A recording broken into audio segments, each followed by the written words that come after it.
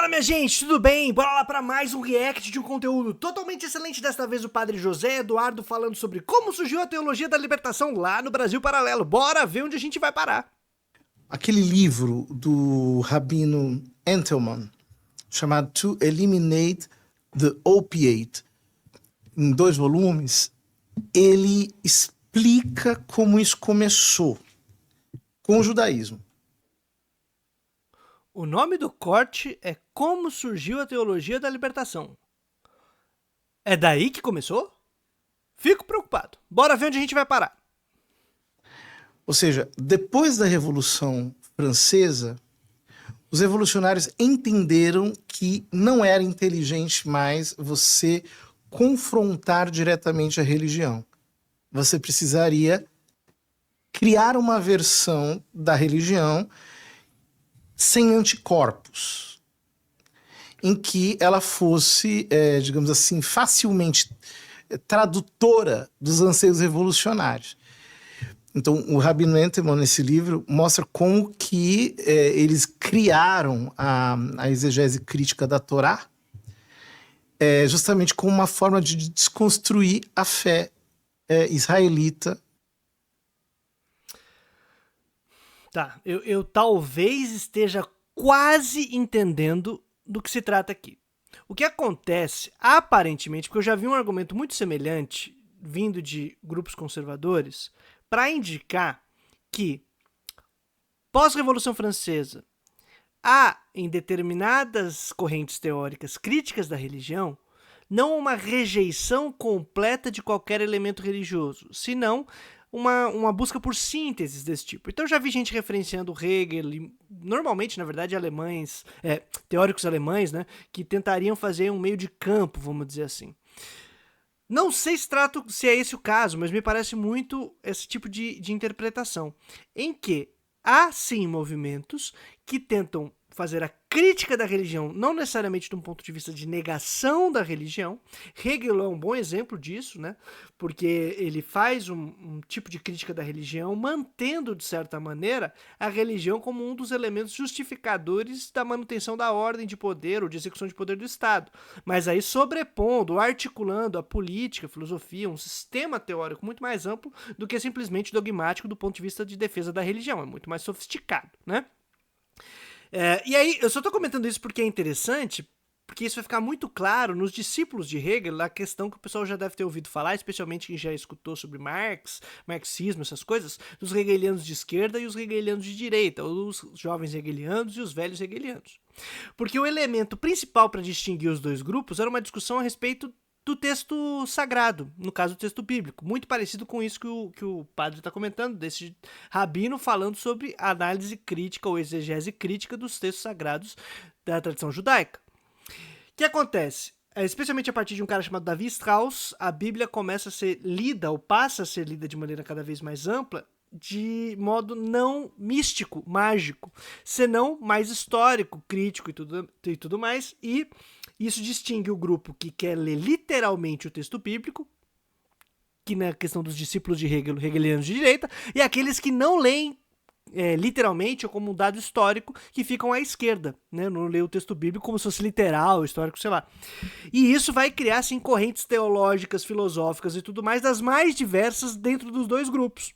E aí realmente vai ter gente mais revolucionária, mais reformista e tudo mais. O grande lance é que, após a Revolução Francesa, você tem um desejo político generalizado em outros territórios por tentar separar a religião do Estado.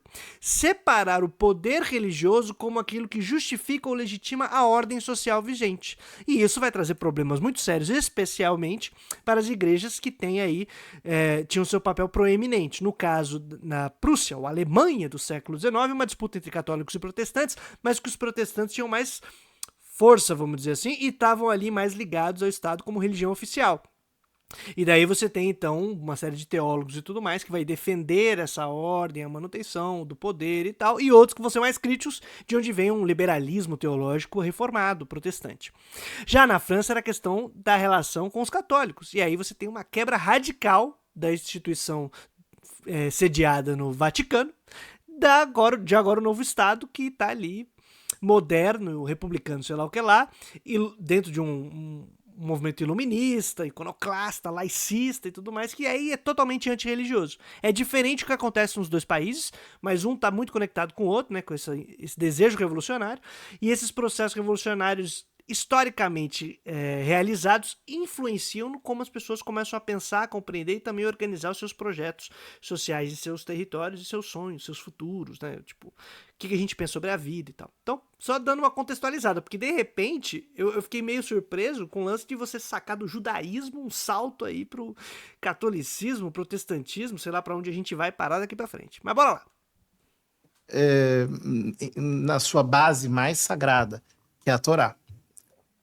Depois disso, acabou, digamos assim, através da teologia protestante liberal, no século XIX, se infiltrando também na Igreja Católica e produzindo aquilo que São Pio X perseguiu como movimento modernista, como uma seita modernista, né?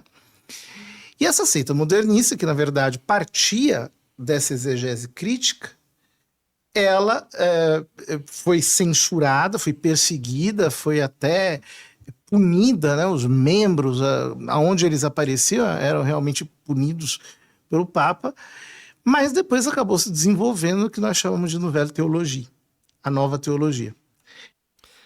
Gastou inglês, gastou francês, é um poliglota. Mas o lance é o seguinte, vamos lá. Realmente há a perseguição a certas teologias que são acusadas de modernistas ou modernizantes, mas tem que se avaliar o porquê e como elas surgiram e se desenvolveram, porque mesmo sendo perseguidas, parece que elas persistiram. Por que isso acontece?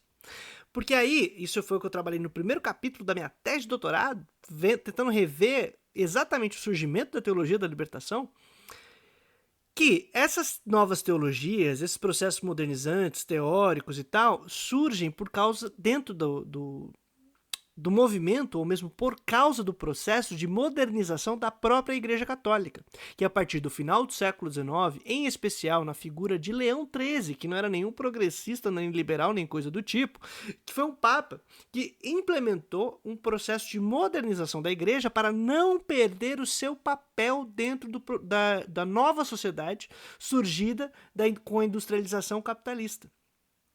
Se liga! Num pré-capitalismo na Europa, a igreja tem um papel fundamental e central na organização da sociedade, na legitimação do poder.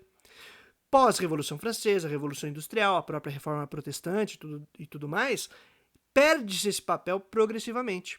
Para tentar se reposicionar, há uma série de reformas institucionais e estruturais. Por exemplo, a abertura para ciências modernas nas universidades católicas, que passam por uma grande reforma. E isso entram as ciências biológicas, físicas, químicas e também ciências sociais modernas. Entram ali e surgem então novas possibilidades de trabalho, de pensamento, teorias e tal. Mas também tem os processos de reformas institucionais, que é a adequação da nova estratégia da igreja, que não é mais ficar disputando seu espaço de poder, senão aceitando o progresso e o processo de industrialização capitalista. Ela vai buscar um papel de cuidar dos efeitos negativos desse processo, porque enquanto ele é implementado, as pessoas perdem suas casas, as pessoas vão sendo expulsas do campo e vão para a cidade vender sua força de trabalho, então elas ficam ali em situações muito difíceis. A nova cidade, a nova organização urbana traz novos problemas de saúde para as pessoas e tudo mais. Os novos conflitos sociais trazem novas tensões, novas possibilidades de atuação junto com as massas populares, e a igreja faz o quê? Cria santas casas, cria novas escolas, reorganiza as universidades, começa a criar lideranças sindicais, a juventude católica, a juventude operária, a juventude, os sindicatos que estão ligados aos católicos, partidos de uma democracia cristã ligadas a católicos, tudo isso vai surgindo e vai se desenvolvendo como uma nova adequação dentro desse processo de modernização. E aí, quando a igreja faz isso, ela cria inclusive a chamada tal igreja dos pobres, que é o quê? É cuidar dessa galera. Surge desse processo de modernização. Surge dessas contradições. Só que, enquanto você está modernizando e se reposicionando para manter o seu poder, ou seja, não é uma questão de liberalização e progresso, é de conservação de sua estrutura. Nessa nova estratégia de conservação da estrutura, a galera começa a ter novas ideias, novas vivências, novas experiências junto da luta popular, da luta da juventude e etc, etc e tal. E a galera então começa a questionar também teoricamente a estrutura teológica. Abre-se um novo mundo e espaços de debates. E aí você tem que perseguir certas novas teologias que são efeitos das contradições do próprio processo de modernização conservadora realizado dentro da igreja. Então é importante dar esse pano histórico, porque senão as coisas vão caindo do céu, né? A teoria cai do céu, a teologia, apesar de ser perseguida, como ele gostou de destacar, que talvez seja um desejo, né? Perseguir esse pessoal aí, não sei, joguei pro ar. Pode ser, foi perseguido, foi combatido e tal, apesar disso continua existindo. Por quê? Porque a própria estrutura da igreja ia abrindo novas possibilidades de trabalho dentro desse âmbito. Então são as contradições de um processo de modernização e uma readequação dentro desse mundo industrial capitalista com novas tecnologias, ciências e tudo mais. Então, importante dar esse pitaco aí. A nova teologia incorpora, digamos assim, elementos da filosofia moderna no interior do discurso teológico. Com a pretensão de tornar o discurso teológico mais aceito. Mais soft. Mais soft, mais aceito no debate intelectual predominante. Sim, porque está dentro dessa mesma marcha de modernização. E esse foi um efeito não intencional, tá ali nas contradições. Minha gente, nem sempre a gente consegue ter controle de tudo. Naquela época. E daí surgiram outras teologias que decorreram da chamada Nouvelle Teologia. Ou seja, o processo de rendição intelectual, ele foi muito articulado e levou muito tempo para ser feito. Articulado não, cara. Não tem ninguém planejando isso. Ele foi um processo que é efeito dessas mudanças institucionais, estruturais e das novas dinâmicas do mundo. E aí você vai ter novas coisas surgindo, porque assim é a vida, assim é a história. No caso dos processos de modernização a partir da industrialização, do planejamento, do modo de produção, ou do relativo planejamento, né, que é você começar a investir em novas tecnologias, no desenvolvimento das forças produtivas e tudo mais, acelera muito rápido as mudanças das dinâmicas sociais. Então as coisas ficam muito mais aceleradas e aí a gente não tem controle mesmo. Se antes já era difícil ter controle e os processos de mudança levavam séculos, milênio, agora, meu bom, a cada ano, a cada 10 anos, o negócio fica insano. Se tá querendo desacelerar um pouquinho, desacelera o capitalismo. De modo que hoje nós temos, sinceramente, uma parte dos teólogos, uma parte da igreja, que realmente entende que você tem que assimilar toda a chamada ética contemporânea no interior do cristianismo. Então, por exemplo, os discursos feministas, os discursos identitários em geral, etc., eles precisam ser assimilados e a própria teologia precisa ser traduzida naquele dialeto. Isso é ética contemporânea? A chamada ética contemporânea? E quando ele acabou de criar um movimento, ética contemporânea, como se não fosse, sei lá, não fosse um campo muito complexo, sofisticado, em que a gente poderia inserir trocentos autores, autoras e etc e tal, dentro da filosofia que discutem ética e que são contemporâneos, sei lá. Mas o objetivo foi criar esse campo do nada, vamos dizer assim, né? Tal qual Deus criou o mundo do nada, mas foi inventar esse conceito para denunciar ou jogar pro lado qualquer movimento social crítico. Sabe a cara aí de feminista, identitário, não sei o quê, né? Então, tudo aquilo que questionar determinadas relações de poder, a gente vai chamar que é ética contemporânea e a gente não deve aceitar. Fica fácil daí. É um recurso aí quase que... Não é só retórico, discursivo, ele também é performático, que é um jeito de você criar coisas para diminuir e jogar fora os seus opositores, quem você não gosta, né? Nem seus opositores, quem você não gosta. E aí, então, a gente acabou de falar que a igreja não pode aceitar a ética contemporânea. E o que é essa chamada ética contemporânea? Aí ele começou a destacar alguns elementos que, quando você olhar, é uma infinidade de coisas que não é um bloco homogêneo. Mas quando você cria esse bloco homogêneo, ética contemporânea, é muito mais fácil de você descartar essas coisas. E isso aí não vale pra nada. E aí você pode colocar o que você quiser aí dentro também. Então, ficou fácil essa estratégia aí. Muito inteligente, muito pragmática. Mas, pô, não falou nada, né? Ideológico.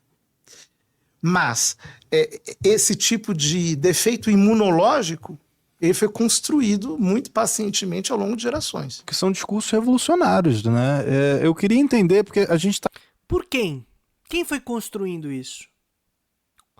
Não tem esse personagem do mal que está construindo. As coisas estão rolando na história. E como efeitos não intencionais dos processos de modernização conservadora da igreja, agora está tendo que lidar, correr atrás de um monte de contradições.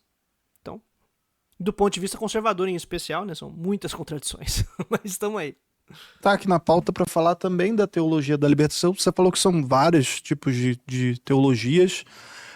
Mas essa teologia da libertação ela é mais assim, famosa, assim. mais famosa, porque eu sempre ouvi falar mais dela, assim, né? Eu achei curioso porque eu achei que a gente já tava falando da teologia da libertação, mas é agora que ela vai entrar no tema? Pô, quem fez o corte foi muito inteligente, porque ele conseguiu criar um mundo de teologia crítica centenária, muito bem articulada por gerações para chegar na teologia da libertação. E aí você não precisa discutir a teologia da libertação, você pode ficar nesse campo da conspiração. Gênio quem fez o corte. Parabéns pra você. Então, o que é de fato essa teologia da Parece que é libertação? bem forte no Brasil também, né? Então seria legal. A teologia da libertação, o que é, né? É até difícil explicar sem, digamos assim, fazer um gancho histórico. Quero esse gancho histórico, porque até o momento nós não tivemos história. Foi jogando ideias de como se teorias se confluíssem em outras teorias e alguém tá articulando esse negócio. História mesmo não foi narrada. A novela Teologia, ela foi sintetizada por um teólogo chamado Karl Rahner, que era heideggeriano e que, digamos assim, incorporou a metafísica do Heidegger. Eu não quero ser chato, perdão, mas eu sou filósofo, cara. Fui formado em filosofia, sou meu mestrado em filosofia, isso ainda tá em mim. E quando alguém fala Heidegger, eu já, aqui ó, os pelinhos aqui da nuca já... Porque não é um autor muito fácil de apresentar, citar ou discutir. Na verdade, ele é muito complicado. Então, quando você cita, ele é muito influenciado por Heidegger. Aí você tem duas possibilidades. Ou você simplesmente não fala nada em seguida, só para dar essa referência, ou você vai ter que explicar o pensamento desse autor. E que não é simples, não é fácil, é muito profundo, é muito complicado.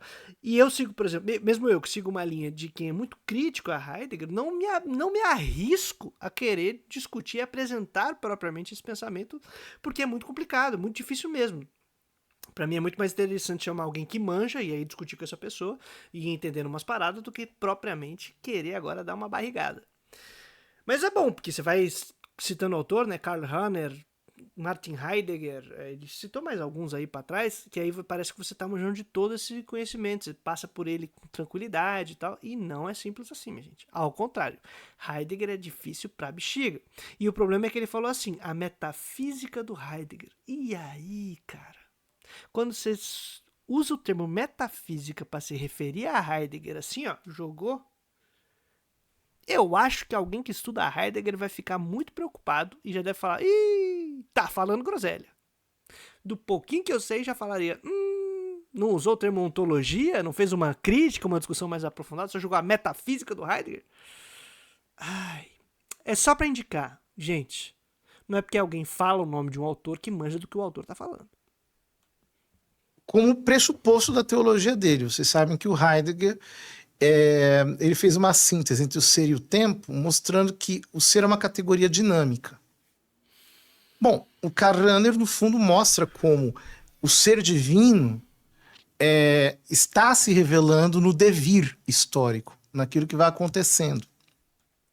Pô, ele usou a mesma parada de você criar um negócio genérico para poder descartar. Mesma coisa que ele fez antes de a ética contemporânea, como se existisse isso e pode jogar fora, é ele falando, Heidegger fala de uma síntese de ser e tempo, pum, já é só isso. Não tem nada de interesse, de muito profundo pra se compreender. Cara, o Runner só faz uma reprodução disso e fala de devir. E cara, são dois autores gigantes pra quem estuda filosofia e teologia. Mas aí você apresenta esse... Em 3 segundos, uma frase, parece que pronto, tá resolvido o problema e agora você pode descartar isso. Ó, tá vendo isso aqui? É tão simples, tão simplório. Deixa quieto. É muito mais um recurso performático do que discursivo. Não é uma retórica bem feita, é uma performance. Você fala, isso aqui. Meio que um processo meio que de construção teatral dessa conversa. E aí parece que ele tá falando alguma coisa. Mas na boa, até agora a gente aprendeu quase nada. E ainda não entramos na história, hein? Bom, o Runner foi muito bem sucedido naquilo que ele foi, de fato, foi o teólogo mais influente do século XX, não tenho dúvida disso. Mas um dos alunos dele, que era o Johann Baptist Metz, rompeu com ele justamente porque dizia que o Runner era muito teórico, ele não ia para a praxis. Então, o Metz criou a chamada teologia política. O Metz era amigo, por exemplo, do Walter Benjamin, da Escola de Frankfurt. E justamente... Viu como o lance é muito mais performático? Então veja. Primeiro que teologia política é uma área da teologia bem velha, não foi o Metz que inventou. Mas vamos dizer que depois dos processos de reforma modernizante e tal, o Metz utilizou um campo, ou aprofundou em um campo que é a teologia política. Vamos assumir esse ponto, tá? Que não tem a ver só com dizer, ele era muito teórico, faltou praxis. É que Metz estava envolvido, como a gente já comentou aqui, olhando para a história e não para as ideias flutuando no ar. Depois do processo de modernização, você tem novos movimentos sociais, novas organizações ligadas a católicos que têm a ver com a luta popular. E isso vem da instituição católica, do Vaticano. Não é um projeto herético do além. É a galera tentando criar algum espaço de influência ainda junto das pessoas, para não perder sua posição dentro desse mundo moderno. E aí o Metz está envolvido sim com essa nova universidade, com essa nova escola, com os movimentos operários, com os movimentos de padres que estão fazendo ali um tipo de assistencialismo, e fala, cara, quando você entra aqui e você vê a realidade popular, essas doutrinas, as coisas, os dogmas que a gente fica reproduzindo, uma teologia clássica, não tem sentido para a vida que a gente está vivendo aqui. E aí começa então, como efeito não intencional dos próprios processos de modernização conservadora, uma nova ideia, uma nova teologia, um novo discurso, uma avaliação reflexiva e crítica sobre essa realidade. E aí a informação final aqui do Walter Benjamin é jogado para conectar o Metz à Escola de Frankfurt, porque aqui Brasil Paralelo, conspiracionismo e tudo mais, elegeu essa abstração da Escola de Frankfurt como o grande mal do marxismo cultural. Todo mundo sabe disso, eu tô aqui jogando o jogo, mano. E quando cria isso, o que ele acabou de fazer performaticamente foi, viu, plum, jogou aqui, e quem é o ouvinte já convertido ao Brasil Paralelo, já sacou todos esses códigos e já conectou o Metz ao marxismo cultural, à conspiração crítica que está aí assolando todo mundo. Parece que o que vem daqui pra frente faz todo o sentido. Afinal, essa conspiração é planejada há muito tempo. E esses caras estão todos sujos com esse processo de querer mudar as coisas. A teologia política do Metz é, por assim dizer, a base, é a essência da teologia da libertação. A teologia da libertação não é uma invenção autoral. Ela realmente assimilou Runner e Metz aplicando-a na América Latina. Autoral, no caso, seria uma coisa que não tem nenhuma influência de nenhum outro autor anterior ou de outro território? Porque caso seja, porque é isso que ele falou, mais uma vez, ó, não é autoral, é só uma coisa importada de gringo, aplicado aqui para América Latina, dentro dessas teologia crítica europeia aí. Criando de novo essa dinâmica de... Vamos descartar, isso não tem importância, isso é uma coisa ruim. Tá. Então vamos utilizar esse critério do autoral. Tem que ser alguém que tenha feito algo sem influência de um teórico, de um teólogo, de um filósofo que não... que seja de outro território, de outro ambiente e tal, não trazer para cá. Se a gente pegar a Suma Teológica do São Tomás de Aquino, qual parte é autoral e qual não? Porque sem Averroes, que é um filósofo barra teólogo, daria para chamar das duas coisas, muçulmano, não teria boa parte da Suma. Inclusive, a própria interpretação de Aristóteles depende dos filósofos muçulmanos e dos teólogos muçulmanos que mantiveram viva essa tradição. Foi muito autoral ou foi pouco autoral? E tem outros também aí no meio dessa brincadeira. Agostinho, como um neoplatonista, ele está sendo autoral ou está chupinhando aí de várias tradições helênicas e também, ou helenísticas, né? E também do que ele vivenciou e aprendeu dentro daquele movimento persa maniqueu, dos maniqueístas, que ele também traz para o seu pensamento. Ele está sendo autoral ou ele está chupinhando e fazendo sínteses? Ou os pais da igreja e todo o movimento de discussões helenísticas, gnósticas e sei lá mais o quê. Como é que faz? Saca como é muito mais um recurso para tentar desqualificar do que propriamente utilizar o cérebro para analisar a realidade e o próprio pensamento? Mas bora lá. E a aplicação disso se deu através de 2 livros, fundamentalmente, né? O livro do Gustavo Gutiérrez, chamado Teologia da Liberación. Excelente. E um outro livro menos conhecido, mas que eu considero até mais importante do que o do Gustavo Gutiérrez, que é o Teologia desde la Praxis de la Liberación, do Hugo Asman, que era brasileiro, mas o livro foi escrito em espanhol e nunca foi traduzido para português, curiosamente. Mas é um livro muito interessante esse. Por que ele nunca foi traduzido para o português e foi escrito em espanhol, você sabe?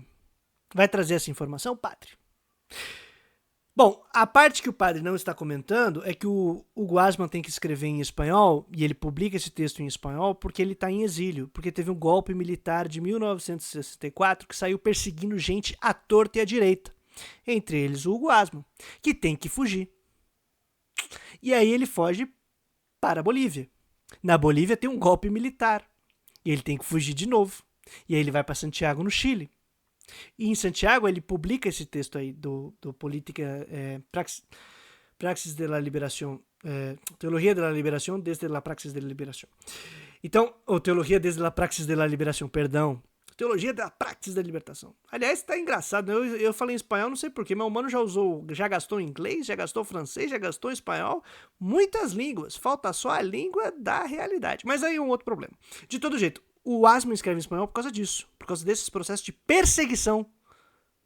Saca? Que a galera vai atrás, golpe militar, sanguinolento, contra os movimentos populares, financiado pelos Estados Unidos, aquela coisa toda que a gente conhece. Isso não tá fora do jogo, tá? Isso é um dos elementos centrais para entender a teologia da libertação e porque tem gente que teve que radicalizar, que pensou certas coisas, não pensou outras. Então é importante. E é curioso que ele fala que é um dos mais importantes, mas não sei porquê. Ele poderia explicar porque que ele acha interessante. Já que o Gustavo Gutiérrez é considerado o texto que sintetiza o pensamento da teologia da libertação, é aquele que efetivamente é divulgado, traduzido para tudo canto é canto, e o do Asman fica restrito a grupos de especialistas. Então, fica a dica aí que é um uso inteligente da retórica e da performance. É curioso, parece que ele sabe do que ele está falando, e eu tô achando que ele não sabe, mas não sei se ficou claro, mas eu tenho quase certeza que ele está inventando um negócio aí. E, desculpe assim ficar falando, parece uma Não, aula. que isso, Mas é que Tá desculpado. Certeza que o pessoal tá adorando, O pô. pessoal de casa deve estar curtindo aí no chat. Pois é. mas o que acontece? Se você pegar o livro do Gutiérrez, ele tem 2 partes que me parecem as principais. Na primeira, ele define a tarefa da teologia. Ele diz, olha, a teologia tem uma história, uma primeira fase que é a fase sapiencial, que é a fase dos santos padres, uma segunda fase, que é a fase sistemática, que é dos doutores eclesiásticos, e a terceira fase que ele está inaugurando, que é a da teologia crítica. Então, o nome Teologia da Libertação, na verdade, é um nome comercial, por assim dizer, né? Ela, na verdade, é uma teologia crítica. Então, Gente, perdão, mas eu vou ter que sair do vídeo e apresentar pra vocês o livro do Gustavo Gutiérrez. Porque o que esse cara acabou de falar é uma atrocidade. Inclusive, parece que ele só leu o primeiro capítulo. Eu vou mostrar pra vocês. Segura aí, bora lá. cá estamos. Essa daqui, ó, é a edição de 1975. Teologia de la Liberación Perspectivas. Teologia da Libertação Perspectivas. E olha que curioso, minha gente. Eu acho que ele só leu o primeiro capítulo. E não é bem um nome comercial, né? Teologia e Libertação é o título do primeiro capítulo. Começou assim, ó, Teologia e Libertação. Libertação já tá no título. Libertação e Desenvolvimento, que é o tópico 2 aqui dessa estrutura. Mas, ó, se liga. Vamos ver aqui como está dividido o primeiro capítulo. A obra não está em duas partes. Não sei se vocês viram, ela tem aqui, ó, 4 capítulos. Esses 4 capítulos, cada um se dedica a um tipo de problemática. Essa daqui é uma introdução ao tema do papel e das tarefas da teologia, que é o capítulo 1. O segundo é ele colocando o problema do desenvolvimento, subdesenvolvimento de projetos alternativos para a vida das pessoas na América Latina. O terceiro é ele avaliando a opção da igreja latino-americana, ou seja, depois de uma série de situações, movimentos, dos projetos de modernização, das contradições que existiram dentro do capitalismo e dos próprios programas capitalistas de desenvolvimento na América Latina. Depois de tudo isso, como que a igreja está se posicionando e como determinados movimentos se posicionam a partir da realidade dos pobres daqui e não dos pobres da Europa, vamos dizer assim. E, inclusive, esse é um dos elementos interessantes para compreender a teologia da libertação. Se tinha contradição do processo de modernização no centro do mercado mundial, imagina quando eles vêm para a periferia. Porque aí para defender ou lutar pelo que eles foram treinados, os padres, né, vamos dizer assim, que era cuidar da pobreza da galera lá no centro do mundo, quando eles chegam aqui, eles descobrem que a causa da pobreza da galera daqui é exatamente a melhora de vida da galera de lá. E aí eles acabam se tornando defensores, ou se tornando críticos do próprio processo de desenvolvimento capitalista. E aí, bom, isso tem uma série de como é que fala? Implicações, inclusive com a relação da teologia da libertação e a teoria da dependência, ou as teorias da dependência, porque elas se tornam chave para interpretar e compreender esse fenômeno. Pô, enquanto a galera lá, os pobres, estão cada vez sendo mais atendidos, aqui estão cada vez menos. Então o processo de modernização capitalista que está ajudando lá está atrapalhando aqui. E aí, dentro dessas contradições, surge, inclusive, a base da teologia da libertação, a base histórica, que é a parte que está faltando ali na troca de ideia do cara. E a última aqui é Perspectivas, que já é o sonho dele lá de processos de transformação da realidade social. Mas vamos lá. Capítulo 1. Isso aqui é importante para a gente desmistificar algumas coisas. Teologia, reflexão crítica. Isso ele já indica. Ó, a nossa teologia é uma teologia de reflexão crítica. E aí ele vai apresentar como ele compreende o desenvolvimento da teologia, que tem tudo a ver com o que o padre lá, o José Eduardo, estava falando. Primeiro passo das tarefas clássicas da teologia, a teologia como sabedoria, que é o que ele falou, os pais da igreja como sapiencial. Aí, a teologia como saber racional. Gente, eu não pulei nem 2 páginas, hein? E ele falou que era a obra. Mas vamos lá. Teologia como sapiencial, que está aqui, que é, como saber racional, que é a reflexão dos caras que sistematizaram e tal.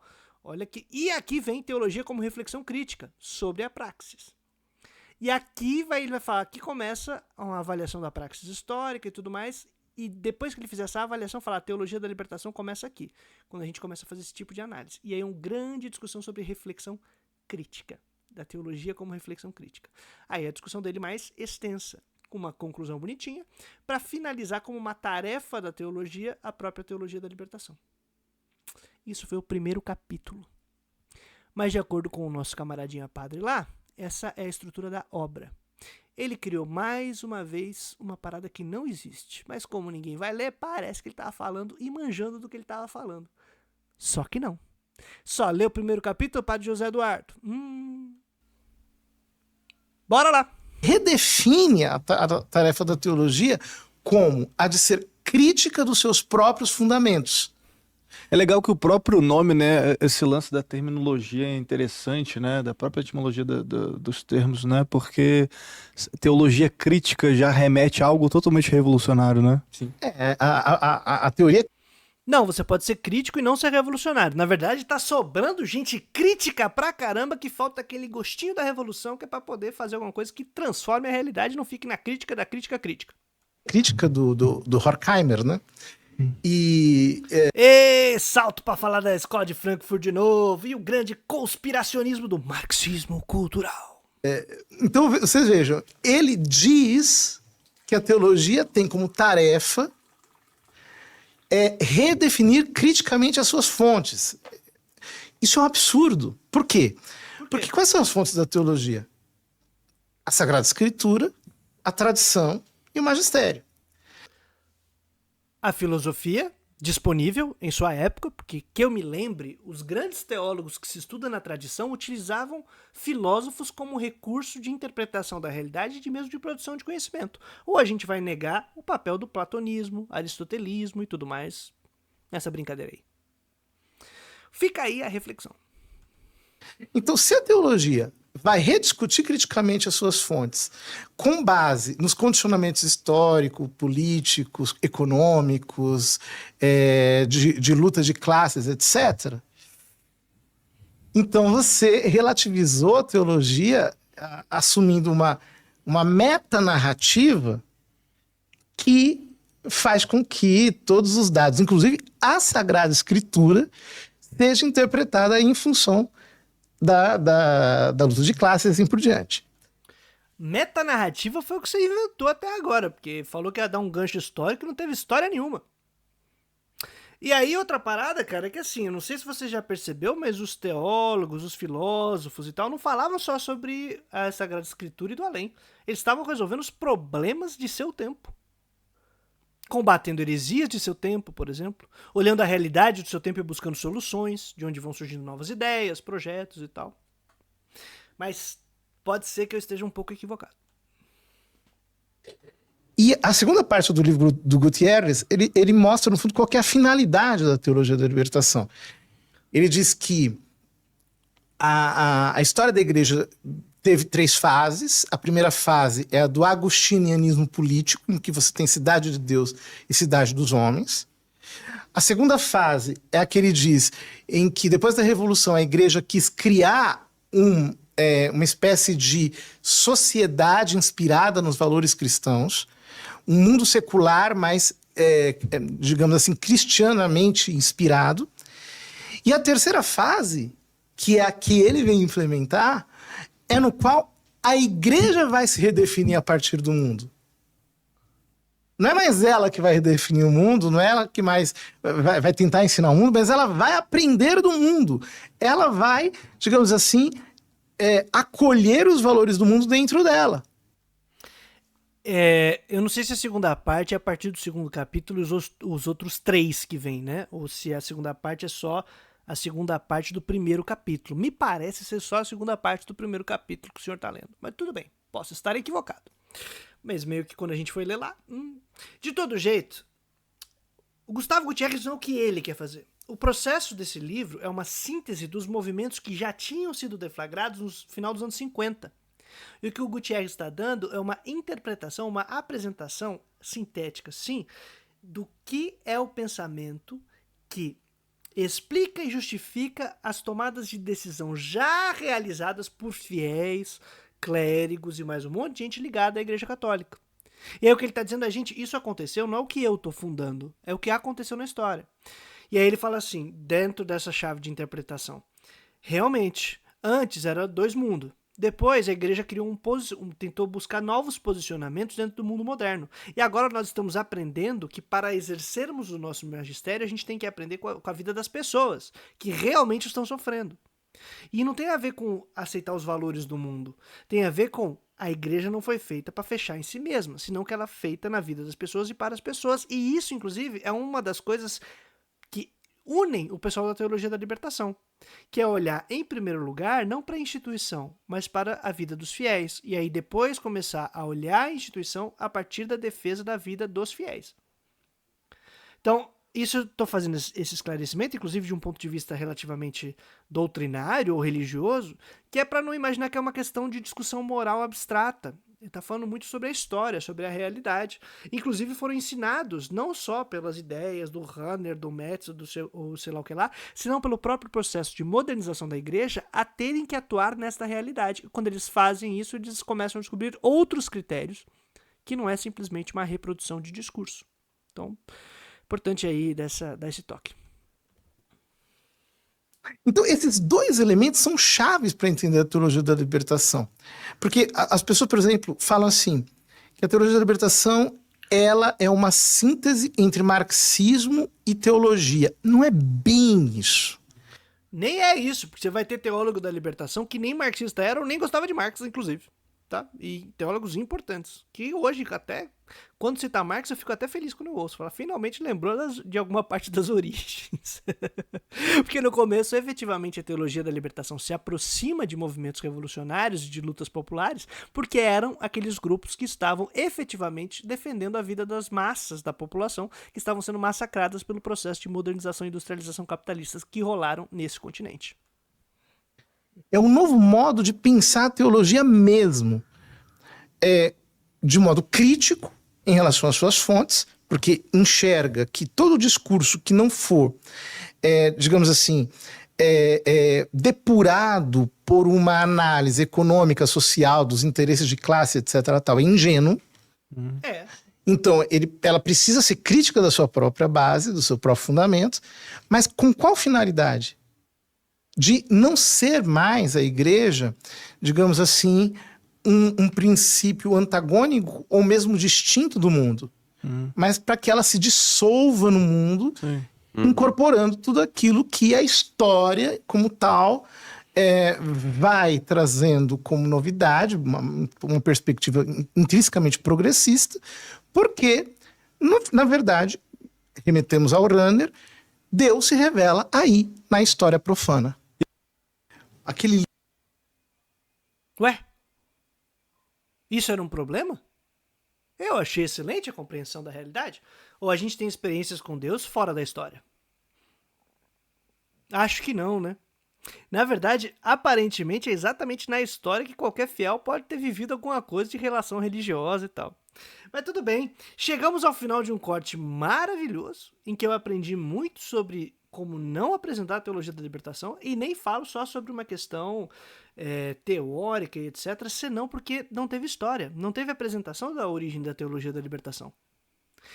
Foram criados vários pequenos elementos que aparentemente se conectam quando você pressupõe essa grande articulação conspiracionista que é apresentada no começo do corte, que nem tinha a ver com a teologia da libertação, que é a questão da preocupação com o pensamento crítico. Criticar parece ser um grande problema. Seria isso, excelentíssimo padre e grupo do Brasil Paralelo? Estamos aí trazendo a boa nova todo dia útil e também fazendo agora um trabalho necessário de desmistificação, crítica e revelação dos problemas ocultos nesse Brasil que é paralelo. Tamo aí, minha gente. Abraço!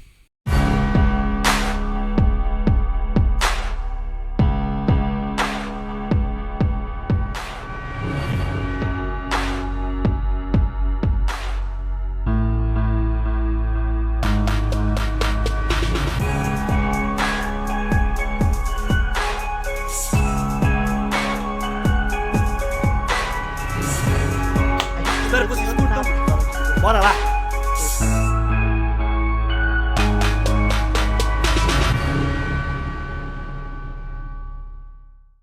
Es el tema que les estoy explicando. Last week, Hay una historia nueva o común a toda América Latina.